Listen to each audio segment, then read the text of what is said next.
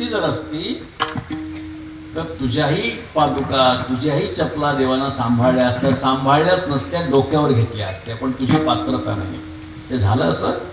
नारद देवर्षी नारद सत्यभामेकडे आले. सत्यभामे नारद आल्यानंतर सत्यभामेने स्वागत केलं, पाद्यपूजा वगैरे केली.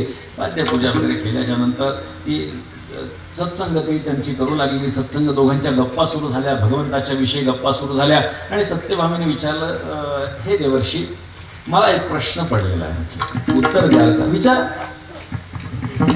जर का मला पुढच्या जन्मातही कृष्ण हाच नवरा मिळावा असं वाटत असेल तर मी काय केलं पाहिजे? पुढच्या जन्मातही भगवान श्रीकृष्णच मला नवरा म्हणून प्राप्त व्हावेत असं जर व्हायचं असेल तर मी काय केलं पाहिजे?